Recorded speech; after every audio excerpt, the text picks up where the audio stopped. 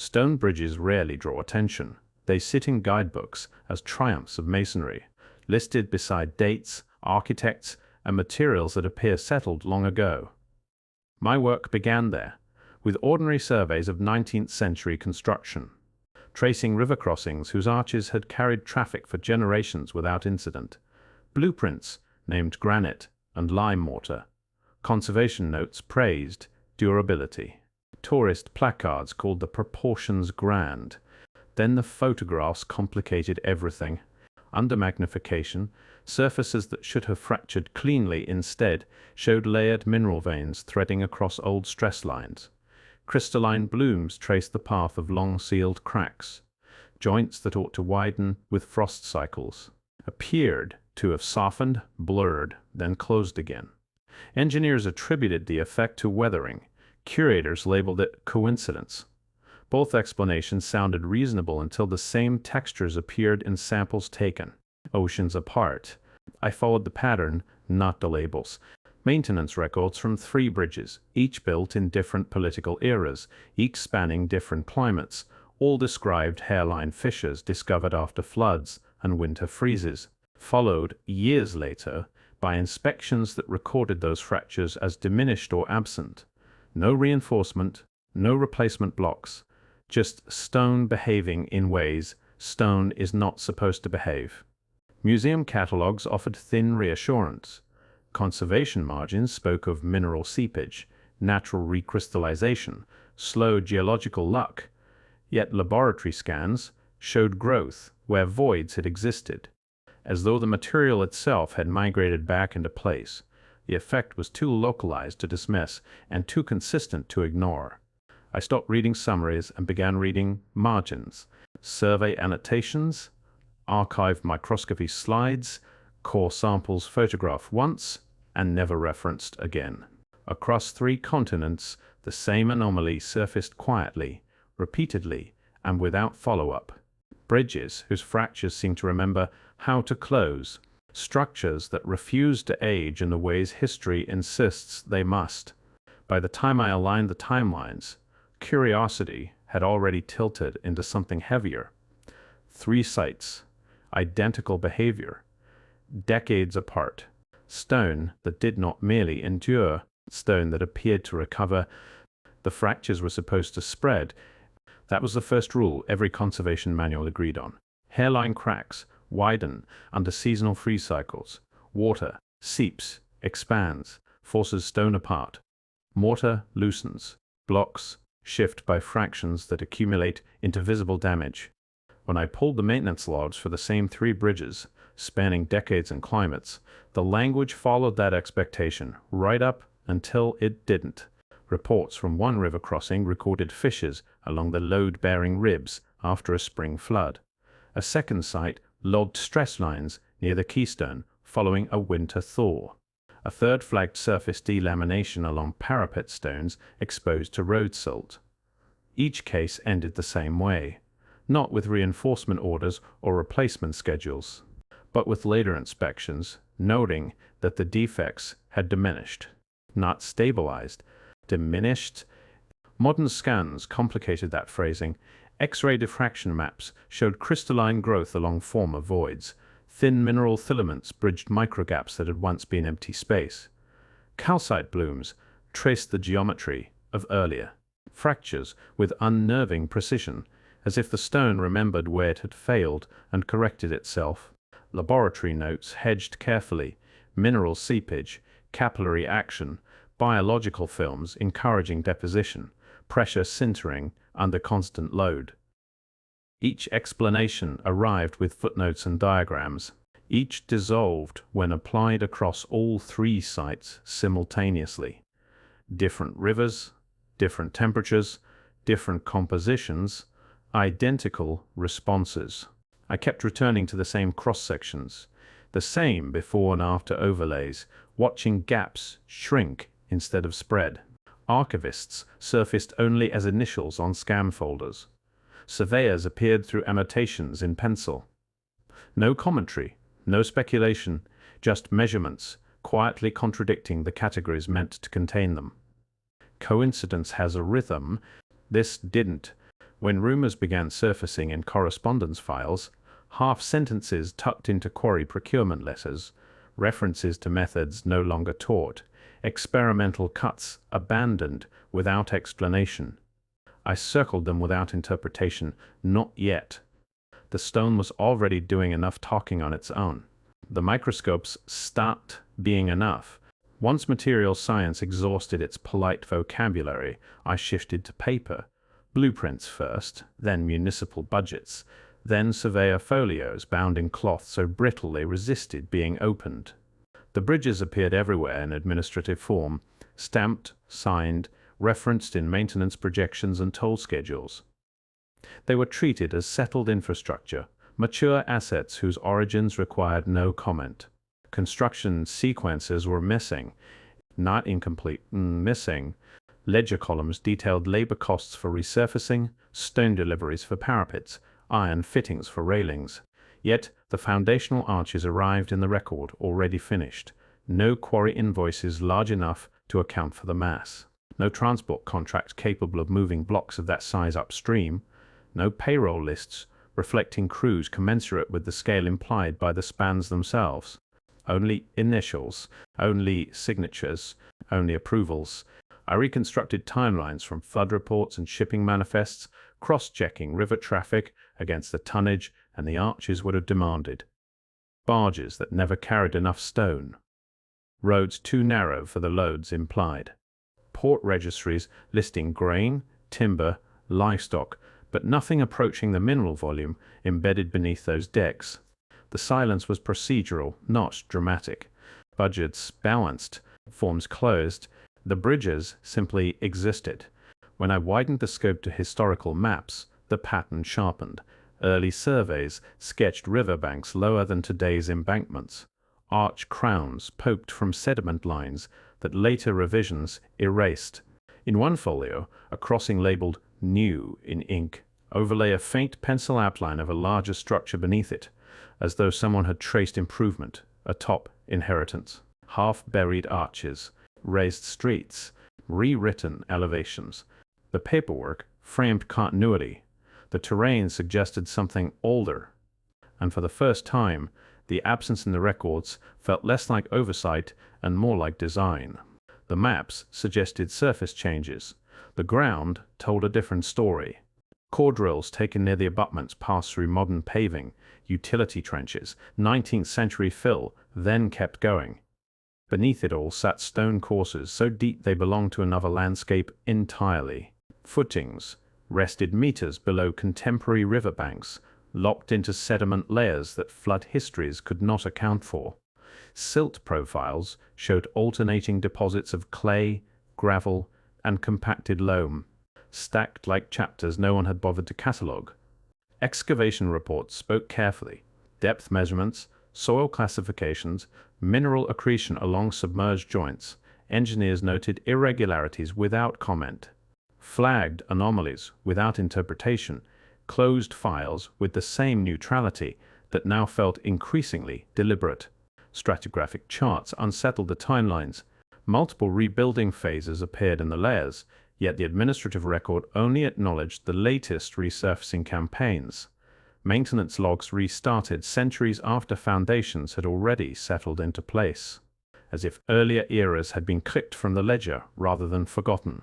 Underground scans from all three bridges aligned with disturbing precision, identical buried arches, comparable sediment thickness, matching mineral seams threading through stone that should have been inert long ago.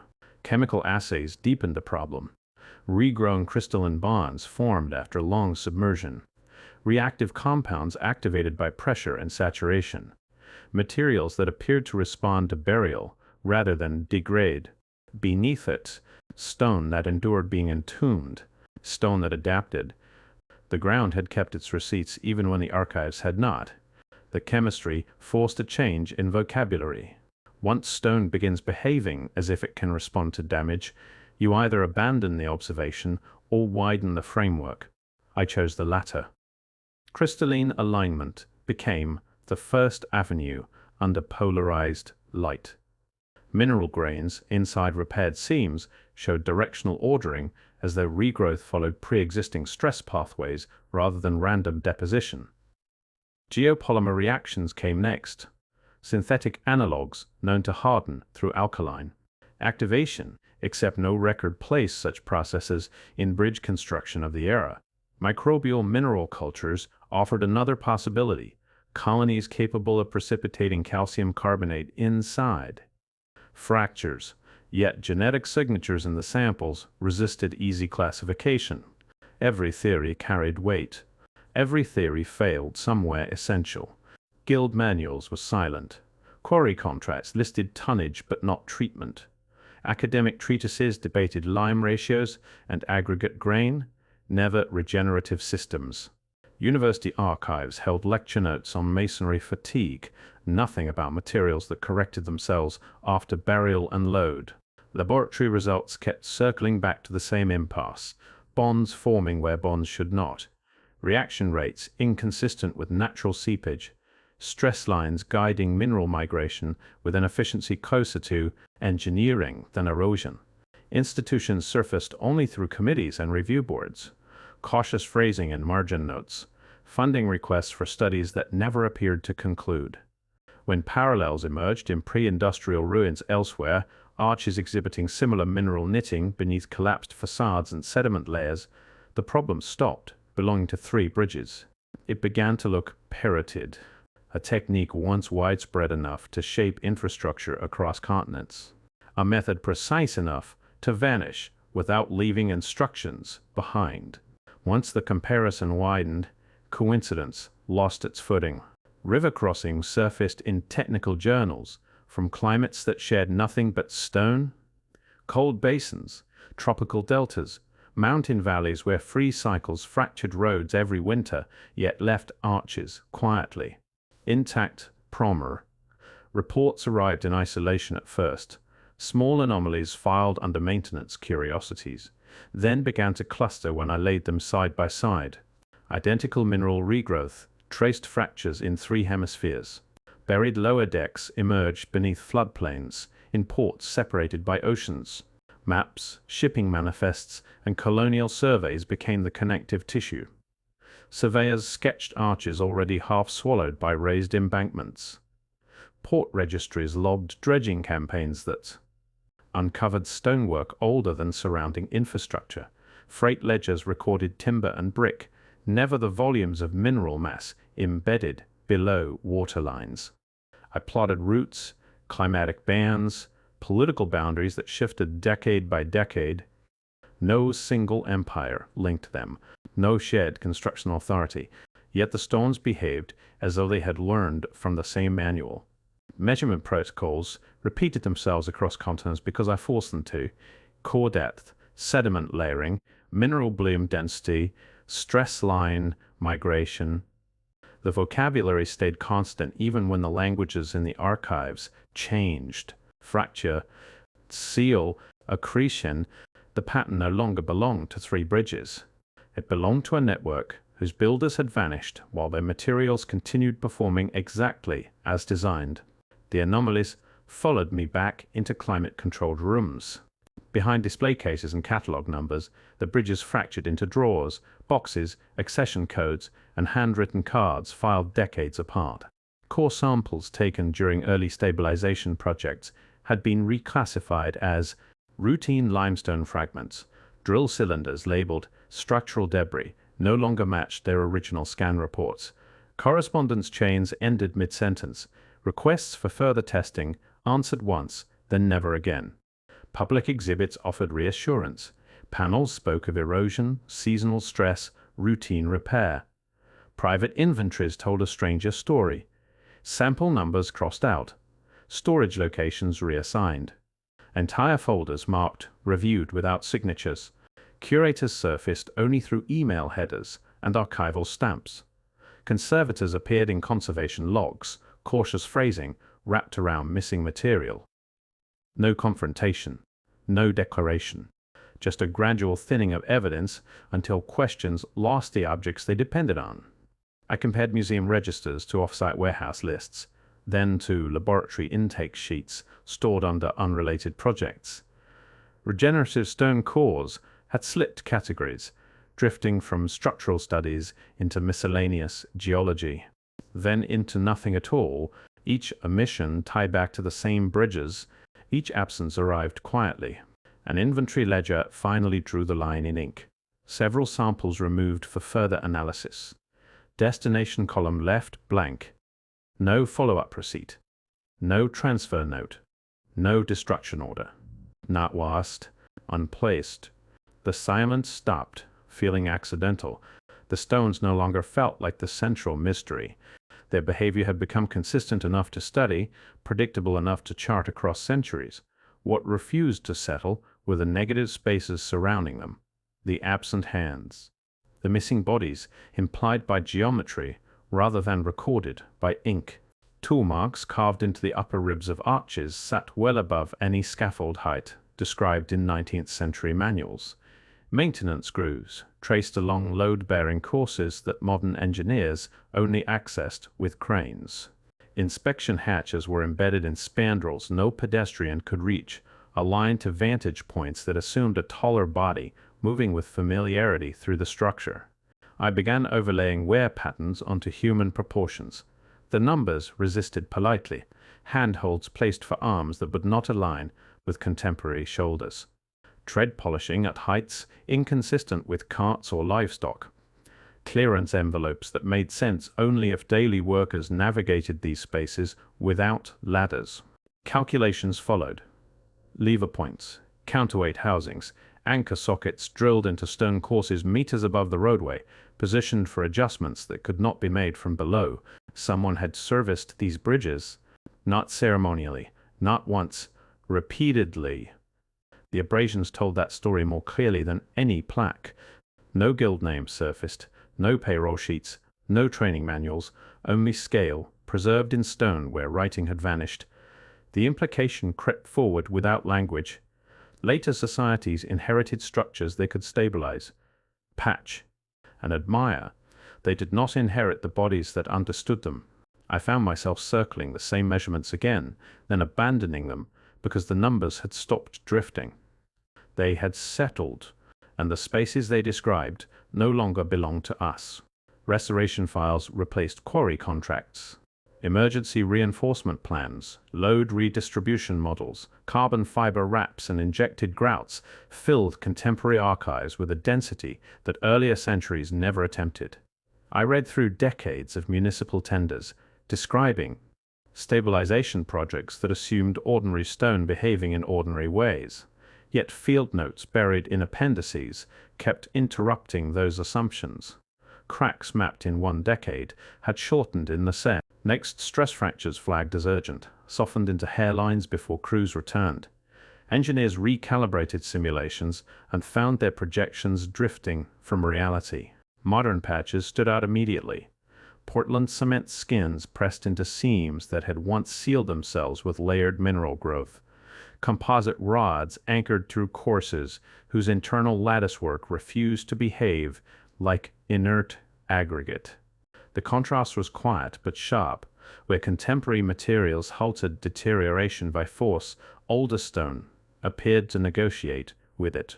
Technical memoranda recorded uncertainty in clipped language, load responses inconsistent with models, moisture transport pathways that resisted replication, chemical interfaces that produced secondary bonding rather than erosion. I traced the same phrases across continents, across consultancies that never cited one another.